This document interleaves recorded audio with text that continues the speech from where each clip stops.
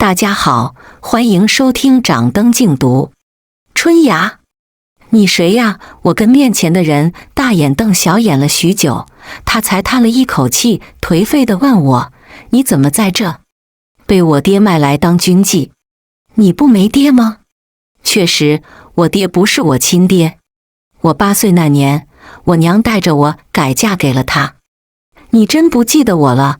我被那个自称邱旺的人解绑后，一边狼吞虎咽地吃着他送来的硬面干粮，一边观察他身上的衣兜。刚才他打开了房门外的锁，不知道此刻又将钥匙藏到了哪里。倒是有点印象了。我是谁？我是谁？你是个送饭的厨子。我抹了一把嘴，非常认真地说。即便这个叫邱旺的人说了很多我跟他儿时的故事，但我依旧对他毫无印象。我甚至在想，难道这是我爹总打我留下的后遗症？自我娘走后，他总是打我的脑袋，骂我是个拖油瓶。你小时候还说要罩着我一辈子呢，这转眼就把我忘了。小没良心的，你说啥呢？我疑惑地看着旁边嘟嘟囔囔的邱旺。可我是问，你咋被关起来了？还不是因为我宁死不屈，气到了管事的我低下头，抱住了弱小、可怜、无助但能吃的自己。就在几天前，我爹把卖给了人牙子。知道我姓子烈，竟是骗我说他在镇上给我找了个顶好的活计，赚的钱贼多。赚的是挺多。我被卖了足足20两银子，跟一群同病相怜的少女被押送到了这边城军营为妓。来这儿之后，管事的说了一大堆伺候好军爷会有怎样怎样的好处，逃跑了被抓回来会有怎样怎样的下场，宛如一个传销组织。众人听了，心里一合计一对比，觉得还是听话比较好，最起码有肉吃。而我，我要做最自由的鸟。然后我就被丢在了这个破屋子里，活生生的饿了3天。果然，我应该先假意顺从，再想着逃跑。那你打算怎么逃出去？听完了我凄惨的遭遇，他凑过来，低声问我：你咋知道我要逃？我诧异。确实，饿了3天后，我觉得人不能硬着来，得变通。然后我就跟管事的说，我想通了，我要伺候军爷，但我得先吃饱饭，然后有劲儿了再逃跑。那我带着你一起逃。他没有回答我的问题，只瞪着亮晶晶的眼睛，严肃而又认真地冲我点了点头。这人有病吧？好好的厨子不当，为啥要跟我一起逃跑？难道我低头看了看自己傲人的胸脯？他该不是要趁机劫色吧？不过这个邱旺长得还算周正，凤眼薄唇，跟那群黑黢黢的士兵比起来，倒也不算太委屈了我。我小脑袋瓜飞速的运转，先逃出去再说。就算他要劫色，凭我的聪明才智，还能让他得逞。思索了一番后，我非常愉悦地同他击掌结盟，然后我便跟在他身后，偷摸地溜出了屋子。可还未等我高兴地走出300米，一道熟悉而又阴冷的声音便从我身后传来，惊得我起了一身鸡皮疙瘩。你俩干哈呢？我回身而望，管事的一脸狐疑地瞧了瞧邱旺，又看看了我，眉头拧成了一个小疙瘩。完了，我小脑袋瓜又快速飞转起来。3秒钟后，我脸上扬起了虚伪的笑。我想找您，但又不知道您在哪，便求了他。说着，我冲邱旺使了个眼色。他会意地点了点头，面容淡定，瞧不出破绽。找我何事？管事的问。能是奉军爷，是我无上的荣耀。我想明天就上岗。管事的满意地点了点头，但似乎又觉得我是假意安分。他看向邱旺，你今晚在这里守着，别让他再闹出什么幺蛾子来。随着管事的离去，我又被关进了屋子里，再次同邱旺大眼对小眼了许久后，他尴尬地咳了一声，小失误，小失误，等夜更深了，咱俩再逃。你跟我一起逃，是不是因为你在这儿讨不到老婆，看我貌美，想着出去捆我当媳妇啊？我挑眉狐疑地看着他，这话我想问很久了。你跟小时候比起来，还真是一点都没变。他白了我一眼，依旧这么能给自己加戏切。那你好好的厨子不当，跟我一起逃，还不是对我有所图谋？我不甘示弱地回瞪。他咬牙切齿地看了我半晌，随即叹了一口气，厌厌地垂下了头。我在这里看不到希望，哈，画风这么突变的吗？我赶紧竖起了耳朵，听起了八卦。邱旺说，3年前他看到了镇上的征兵通告，想着与其碌碌无为的虚度光阴，倒不如去战场上浴血杀敌，一展宏图。但他没想到去的却是风沙漫天的边关，是边关也就算了，竟然还没当上兵，而是沦为了一个厨子。他一腔滚烫的热血被现实浇地拔凉，砍柴烧火磨灭着他的斗志，成禁森严困着他不羁的心，同行之人的欺辱奚落也令他心灰意冷。直到他遇见了我，腐朽麻木的心才再次燃起了对未来的期望。同是天涯沦落人，底层平民无光明啊！我仰天长叹。子时3刻，我跟邱旺再次出逃。我俩溜出屋后，小心而又快速地贴着墙边游走。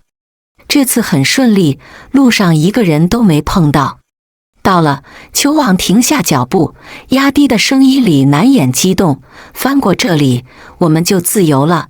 我顺着邱旺的视线看过去，在我们面前屹立的是一处缺了一角的断墙。这就是你刚策划逃跑的地方，安全吗？我狐疑。放心吧，这地方除了我，没人能发现。说着，邱旺便爬着骑上了墙头，冲我伸出了手。待我俩安然落地，还未高兴时，一道陌生却同样阴恻恻的声音从我耳边突然响起：“你俩干哈呢？”我僵硬地回头，冲面前身着铠甲的士兵微微一笑：“如果我说我们只是想看看城外的风景，你信吗？”他们果然没信我精湛的借口，因为我很快便被绑在了木架子上。而邱旺，他比我惨，被打了后绑在了木架上。你不是说那个地方绝对安全吗？我很想抹去钢管似的喷在我脸上的吐沫星子，可奈何现在的我腾不出手。我只是一个安分守己的厨子，哪能知道城墙外还有守卫呀？邱旺哭丧着脸。你还要逃吗？春芽，邱旺试探的声音传来。我想起了钢管事说的那番话，把他俩给我挂上去，晒个几天，再想逃，我打断你们的腿。冷风掠过，冻地我打了个哆嗦。逃？我狠狠地咬着唇，还不到绝路，我绝不就此罢休。天由暗转亮，烈日灼热的光透过漂浮的云洒在我的身上，烤得我出了一身的汗。身上水分快速的流失，我被晒得又渴又晕。虽说以前我也总顶着大太阳上山种地，但也没这晒的时间长啊。好歹我也是个闭月羞花的美人儿，就这么暴晒在烈日下，他们不怕把我晒黑了？这对他们而言可是个巨大的损失啊！勾芡而劲儿一上来，我冲邱旺揶揄的笑。完了，一不小心把天聊死了。看着邱旺一脸无语，不想搭理我的模样，我自觉的没趣，便闭上了眼睛，养精蓄锐。可太阳太毒了，晒得我越来越晕，不知不觉中我竟昏睡了过去。一段我从未见过的画面在我脑中浮现。我说这包子怎么老少呢？感情是你这个小臭乞丐偷了。看我不打算你的腿！有小贩狠狠地踢着趴在地上的小脏孩，打得他不停地翻滚嚎叫。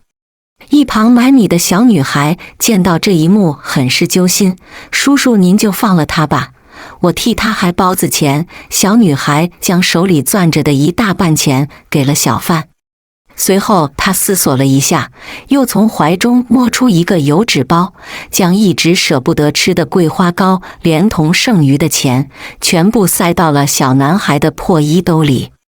真是奇怪，那个小女孩明明是我，可我却丝毫不记得这段过往。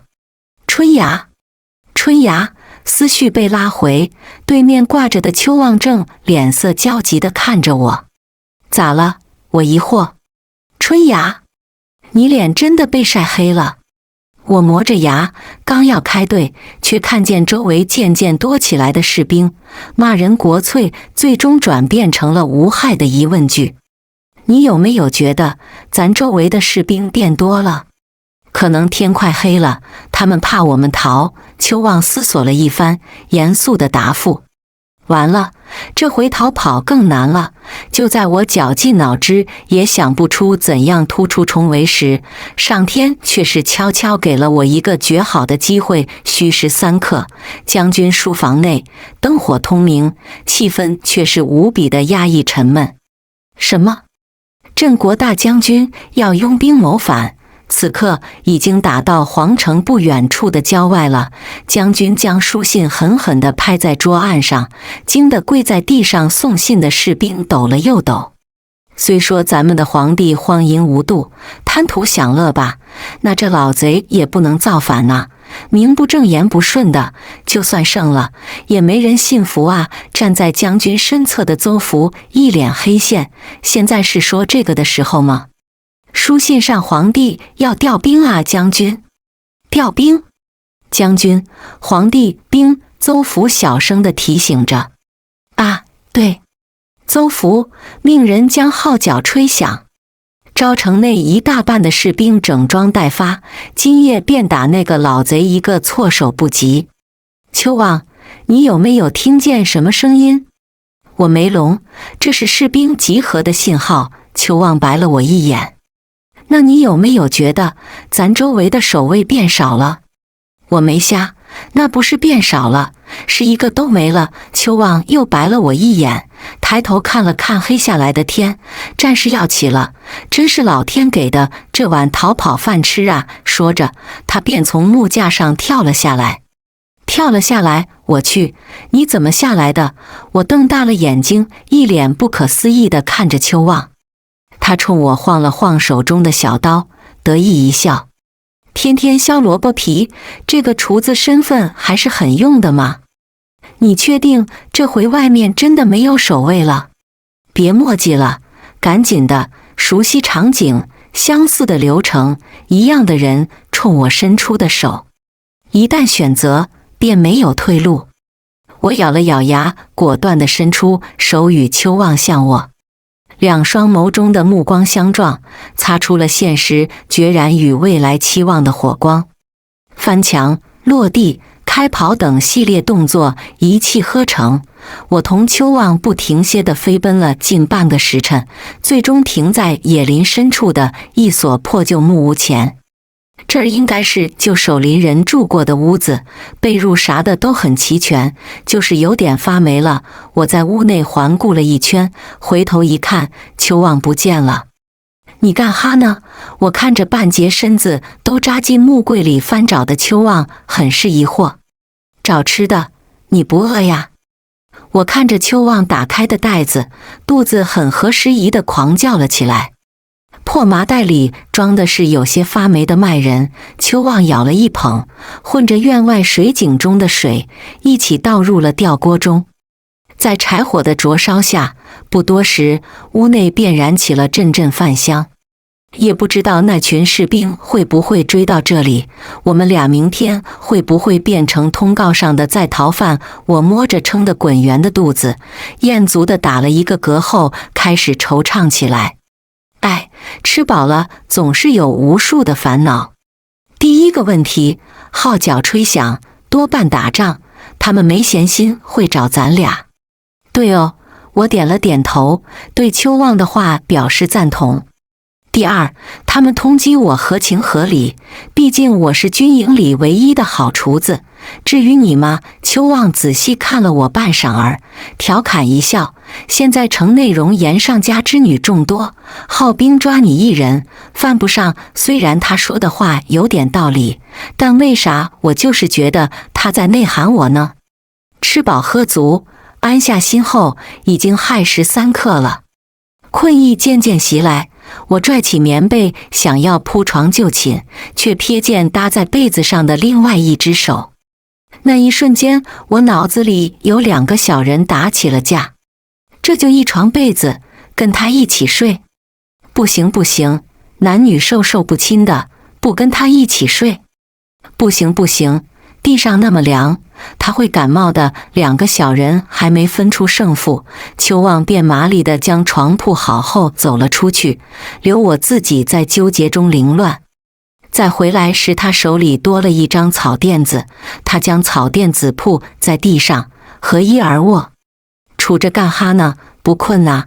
呜呜呜，被感动了，把暖和的被褥铺好留给我睡，自己躺硬邦邦的地板。放心吧，你除了胸，浑身上下没2两肉的，跟你挤一起睡我还嫌个得慌呢。虽是生气，但我钻进厚实的被子里，还是悄悄地笑了。这个邱旺明明就很照顾我，却非要用这种讨人厌的话来消遣我，真是琢磨不透他。我带着不解渐入梦境，恍然间，一些时不曾有过的画面慢慢在我脑海中浮现。春芽，这是你王叔叔送来的桂花糕，快吃吧。娘亲抚摸着我的头，递给了我一个油纸包。自爹爹病逝后，母亲一个人带我艰难度日，我已经很久很久没有吃过桂花糕了。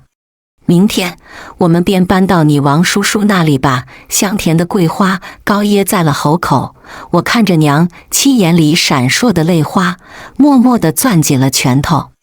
画面一转，小小的我捧着桂花糕蹲在破庙外，他怎么还不来？一会儿我就要跟娘亲走了。小小的我说出口，言语中尽是焦急。小时候的我在等谁？正当我努力思考，马上要得到答案的时候，你这个拖油瓶，犯作这么闲想酷死我呀！一扫除嘎达袭来，所有的幻境皆被打散。靠！这个臭老头，梦里也总打我的头。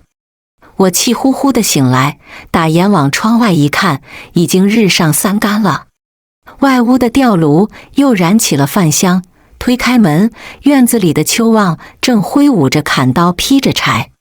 他挽起的袖口处肌肉厚实有力，汗珠顺着他饱满的额头掠过浓眉，擦过唇角，落入了他半场的衣襟内，宛如一幅夏日画卷，看得我竟有些悸动。愣着干啥？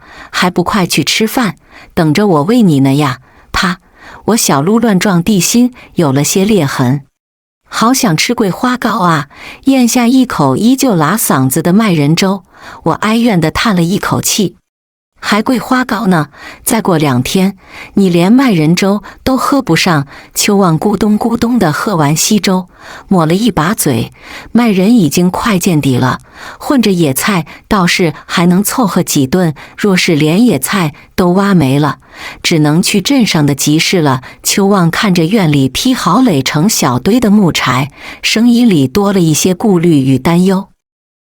3日后的晌午，我按着饿得发痛的肚子，这一刻甭说什么麦仁粥了，麦皮糠我都能嚼碎了咽下肚。但愿背着柴的邱旺到了集市上能多换些粮食。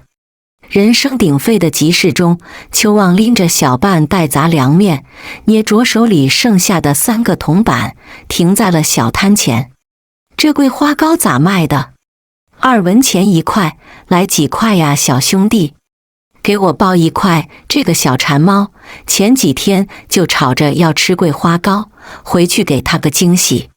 邱旺将油纸包贴身放在了怀里，嘴角上扬，脚步加快，想着赶紧回去的他，丝毫没有察觉到有人将这一幕看进了眼里。你看那个人像不像邱旺？士兵 A 说。是有点像，我去，这不就是他吗？士兵 B 震惊。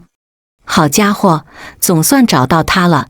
新换的厨子烧的饭让我吃得想哭。士兵 A 咬牙，把他抓回去，可不能再让他跑了。士兵 B 切齿。春芽，你猜我给你带什么回来了？听见外面传来的熟悉声音，我激动得差点落下泪来。待看到邱旺身后不远处冒出的2个人头，我僵住了。这一路上我大气都不敢出，可算是跟到老巢了。士兵没得意，把这个女的也抓回去，一个暖胃，一个暖身，岂不美哉？士兵 B 畅想。我瑟缩了一下，撒了鸭子转身就跑，一抬脚却软绵绵地栽了下去。呜，没吃饭，莫有劲儿啊！半个时辰后，我被丢在了熟悉的小破屋里，而邱旺则是关在了别处。管事的说，此举是为了以防我俩再次合谋出逃。我一边狼吞虎咽地吃着硬面干粮，一边抹去管事的喷在我脸上的吐沫星子。不应该关我几天再给我吃的吗？这次咋变策略了？没必要，因为再也没人帮你逃跑了。管事的淡然说道。陪我吐出干粮中掺杂的小石子儿，摸了摸硌得生疼的后槽牙。看来邱旺说的对，他这个厨子的确是独一无二的。邱旺虽算不上正经士兵，但他2次3番的逃跑，大概率是要被处死。以儆效尤的，还没来得及咽下的干粮卡在了喉咙里。我瞪大了眼睛，不可置信地看着管事的，他的嘴巴一张一合，我却是再也听不见他说了些什么。在我的认识里，逃跑被抓回来，无非就是被关起来饿几天，最严重的也不过是被绑在木架子上受烈日灼晒之刑。可我忘记了，邱旺与我不同，他这个伪士兵2次出逃，真的会死。认清现实的一瞬间，我与邱旺短暂相识的点点滴滴，犹如走马灯似的在我脑海中浮现。他牵着我的手翻出城墙，他变相的安慰我不要害怕，他将暖暖的被褥让给我睡，他盛给我最稠的麦仁粥喝，他一直在让着我，纵着我，即便被抓的时候明明有能力逃走，却还是没有射下我。我的心像被利剑捅了一个洞，哀伤与绝望全都一股脑的涌入，痛得我眼泪啪嗒啪嗒的直掉。原来不知不觉中，邱旺的身影早已扎根在我的心中。他若是死了，我又该怎么办呢？申时3刻，将军书房内气氛平淡无常。将军，逃跑的士兵跟军纪被抓回来了，您看这如何处置啊？士兵站在堂下，拱手汇报。这点小事也值当烦我？按军规发落，士兵杀了，军纪关押。将军喝了一口绿豆汤后，随即便皱着眉吐了出来。这厨子做的汤怎么越来越难喝了？等等，杀了？这跟事先想的不一样啊！士兵一震惊，把他杀了，我以后岂不是要吃一辈子盐糖不分的饭？士兵 B 瑟缩，要不你去给邱旺求个情？士兵 A 戳了戳士兵 B， 我不敢，还是你去吧。士兵 B 反戳了士兵 A。就在2人戳来戳去的时候，房门被一阵大力撞开，一个本应在城外放哨的士兵慌慌张张地闯入。不好了，将军！突厥番帮攻到城外3里处了。我去，这是趁着我朝乱，要我偿命啊！将军大手一拍，阵地桌子抖了抖，也惊得士兵 AB 抖了抖。将号角再次吹响，这次全城能喘气的士兵全给我整装待发。将军，刚那个士兵还杀吗？士兵小心翼翼地发问。他能喘气不？能，士兵的回答。能喘气你不给我从牢里放出来，扔到战场上去，等啥呢？将军一巴掌呼在了士兵臂的头上。不是，你问的话，将军你打我干嘛？我正哭地上气不接下气的时候，门吱呀一声的被推开了。我这还没死呢，你哭啥丧呢？我揉了揉眼睛，又揉了揉眼睛，待看清来人时，我起身一把狠狠地抱住了他。呜呜，我还以为你死定了，但离死也差不多远了。秋望将我轻轻推开，在怀里摸出了一个油纸包。喏，你吵着要吃的桂花糕。眼泪再一次不生气的掉落，他都差点被杀了，还惦记着给我留好吃的。感动加一，喜欢加一加一加一，你怎么被放出来了呀？是不是他们觉得没你这个厨子不行呀？我咬着甜甜的桂花糕，满心都是欢喜。你想多了，突厥趁城内守卫锐减，禁军犯乱，我是要上战场杀敌的。口中的桂花糕变得苦涩起来。战场杀敌这4个字听起来就很恐怖。你会受伤吗？呸呸呸，你就不能盼我点好啊？本来应死的我愣是绝处逢生，妥妥的天选之子，受伤不存在的。看来我的担忧是多余的，这货的脸皮放战场上，敌军绝对砍不透。秋望随大军走后，城内一时间变得空荡荡的，仅剩一群无所事事的军妓们。管事的懒得管束，便放任我们一起嬉闹打趣。这帮军爷们可算走了，要不我这身子骨可受不住啊！军妓抱怨道。这不比我们以前天天拔苗种地干农活的强？你呀，就是不知足。军妓必狠狠点了一下军妓 A 的额头。是呀是呀，他们对我们还是蛮好的。你们瞧我穿的这身衣服，是看中我那个士兵去集市上补充物资时买回来的，上好的料子呢。军妓 C 得意。我说春芽，要不你就从了吧，除了多伺候几个人，也不吃亏嘛。军妓弟劝说。哼，才不，我可是有非嫁不可的人，要守身如玉的，我不为所动。谁呀谁呀？军妓们凑到一起，竖起了八卦的耳朵。才不告诉你们呢，虽是同他们笑闹着，可我却无比的担忧着秋望。老天啊，如果他没受伤，你就让我掉一根头发。我拽出一根发丝往下一拉，嘿嘿，他没受伤。老天啊，如果他受伤了，但只是擦破了点皮，你就让我再掉一根头发。我又拽出一根发丝往下一拉，嘿嘿，他就擦破了点儿皮。就在我不停地拽头发，都快秃头了的时候，战场之上，冲在最前方的秋望一刀杀一人，所过之处片甲不留。这剑耍起来可比厨房的菜刀好用多了。秋望用惊人的臂力又挥出一剑，对面的贼寇活像一个被切开的番茄，脖子喷血倒下马去。这人以前也这么猛吗？士兵 C 震惊。他以前是个厨子，切菜做饭倒是挺猛的。士兵 A 淡然。此人杀敌宛如劈柴，颇有我年轻时的风范，是个可造之才呀。不远处的将军看到这一幕，笑捋着胡子，赞叹道：因秋望在战场上异常勇猛，其他士兵也不甘示弱，像打了鸡血般奋勇杀敌。不过一夜，突厥贼寇便节节败退，此战告捷。班军回城后，将军书房内气氛很是温馨柔和。你这小伙子，此战功不可没，想要什么奖赏啊？左前锋的职位有没有兴趣呀？将军看着堂下半跪的秋望，一脸柔和。站在将军身侧的邹福一脸不可置信地抽了抽嘴角。左不左前锋的倒是无所谓，下属只是想求个恩典。你说，请将军将春芽赐予我。邱望跪地叩首，当真是重情之人，颇有我年轻时冲冠一怒为红颜的风采呀。本将军准了。不过你不再考虑左前锋之位了。管事的拎起我的衣领，将我拽走时，我正同小姐妹们晒着太阳，嗑着瓜子，唠着闲话。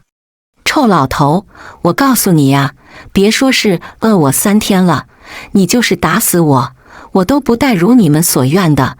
我吐出的瓜子皮非常精准粘在了他的脸上。哼，以前总把吐沫星子喷我脸上，这回我终于扳回了一局。进去吧你！管事的将我狠狠地推进了屋内，然后我便看见了坐在椅子上，穿着铠甲，气定神闲喝着茶的邱望。邱望，你回来啦！我两眼冒光，很是激动。不要叫我邱望，请叫我代左前锋，军爷。在邱望慷慨激昂的话语中，我得知了他名字的由来，也得知了他向将军求了一个恩典。那意味着我现在就已经是你的人了吗？我开心地在新屋子里转起了圈圈。做我的人就这么开心啊？邱望勾起了嘴角，眼里满是温柔的笑意。当然不是了。邱望绷起了脸。这样我就可以跟小姐妹们吹牛逼，说我的心上人是代左前锋，军爷啦，心上人。邱望呆愣片刻，绷起的脸上又重新扬起了笑容。我跟邱望满心愉悦，殊不知危机已经悄然降临。这左前锋之位本应是邹哥的，也不知将军怎么想的，非要给他士兵那部分。他要真当了左前锋，我们岂不是还要吃那令人流泪的饭？士兵必愤然。邹福将士兵 AB 的话听在耳里，虽未表态，但心里已然下了决断。翌日，将军书房内气氛平淡中，却又暗藏不凡。将军，属下有一事，不知当讲不当讲。邹福拱手施礼，面容严肃。别讲。将军，朝中内乱刚起，突厥藩邦便得知了边城调兵支援的消息，趁咱守卫锐减进军反乱，您就没想过此事有些蹊跷吗？你的意思是有人走漏了消息？据属下所知，那个时候正是邱望逃跑被抓回之际，岂有此理？本将真是错看了他，给我将邱望即刻下狱，择日杖杀。以正军心，我扒着栏杆跟邱望大眼对小眼了许久，哇地一声便哭了出来。呜呜呜！你怎么又进去了？看着邱望满是鞭痕的身体，我心狠狠地被揪了一下，眼泪像断了线的珠子，一个劲儿地直掉。也不知道是哪个狗贼，竟然举报我把朝中内乱、边城守卫士兵锐减的消息走漏出去。邱望咬牙切齿，恨恨地说：“这城里人这么多，凭啥就只认你呀？”反驳他，我愤愤地摸了一把泪。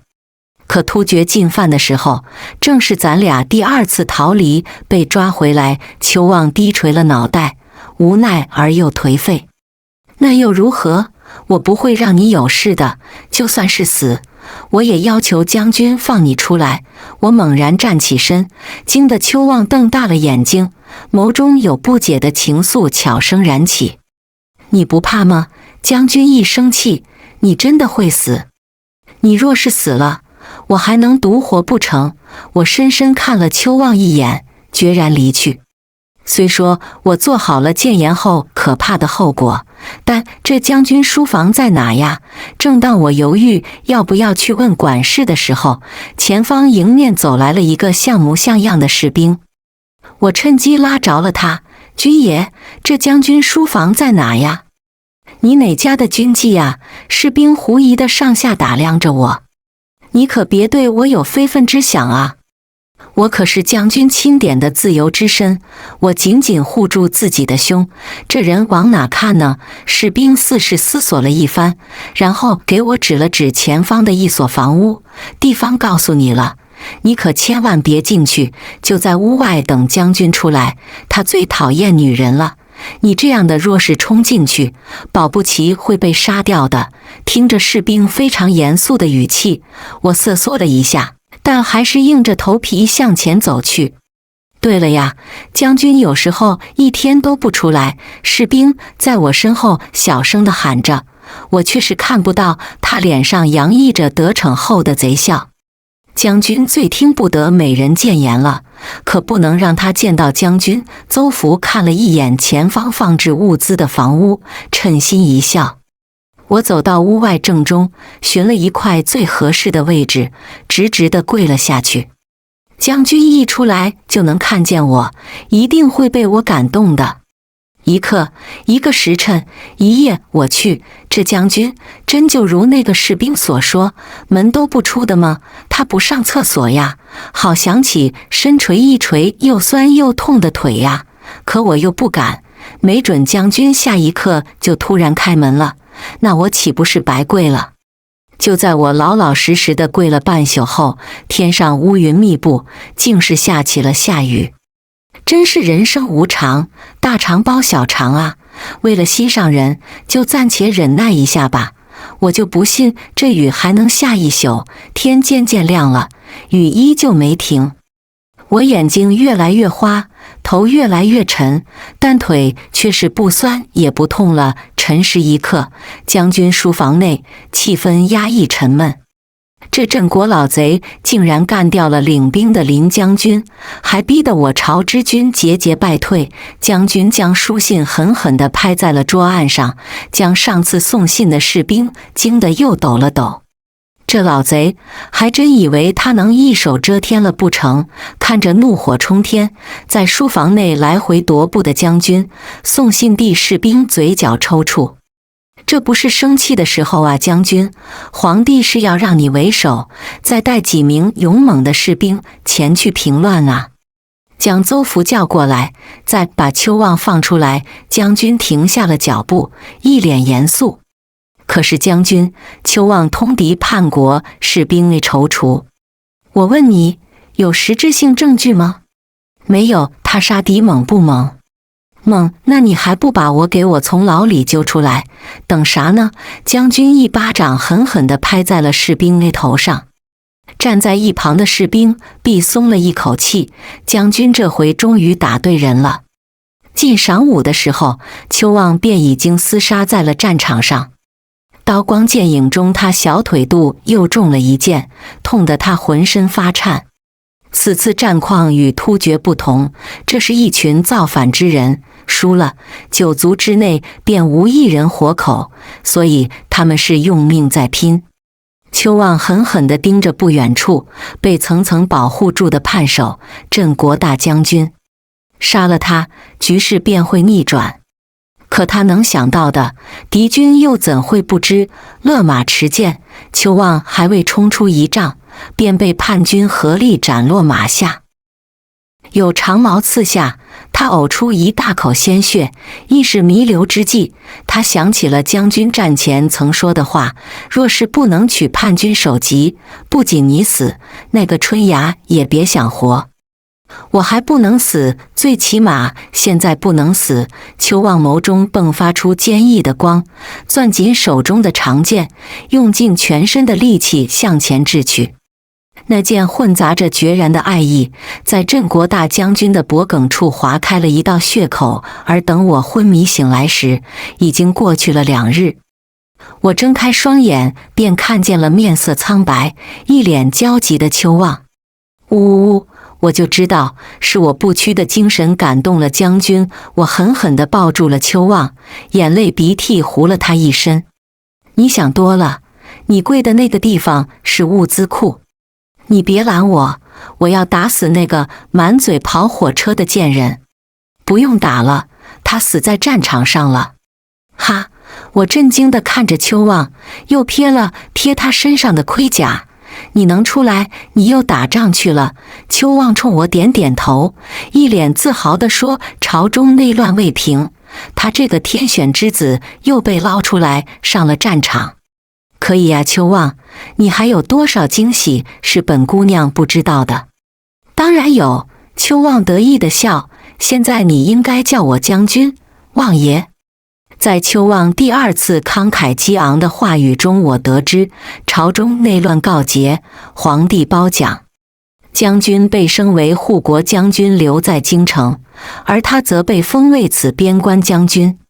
至于我嘛，当然是跟着沾光，复了良级，是一位真真正正的自由人啦。春芽，我想问你，你愿意跟我一起守护城池吗？邱旺脸上浮现的是我从未见过的紧张与踌躇。我并未回答，只是走到窗边，看着外面全都副良级的军妓们。他们并未离开，而是选择留在城中继续嬉闹逗趣。这次我能更牛逼地跟他们说，我待嫁之人是将军了。番外，邱旺，我终于再次见到了春芽，可她却不记得我了。也罢，毕竟儿时的我是个卑微的小乞丐，那么的不堪，不记得也好。她被卖到了这边官军营为妓，我以为她会害怕，没想到她还是跟小时候一样，利牙利齿，自恋得很。心中儿时的悸动再次复苏，我决定带他一起逃，就算一辈子苟活，我也要守护他，再也不让他不辞而别。这一路上我们经历了太多的磨难，可好在最终我们厮守在了一起。我按了按还有些发痛的腹部，有些恍然。我永远不会让这个小傻瓜知道战场上是何等凶险，将军给我下达的命令是多么可怖。我希望他永远像此刻一般天真烂漫。什么厨子不会做桂花糕？我不管，我不管，我现在可是将军夫人，你让他给我学。我无奈一笑，吩咐下属将伙房的水烧开。是时候让他尝尝我这个将军的手艺了。喂，小春芽，想吃桂花糕啊？叫一声相公听听，我来给你做。完。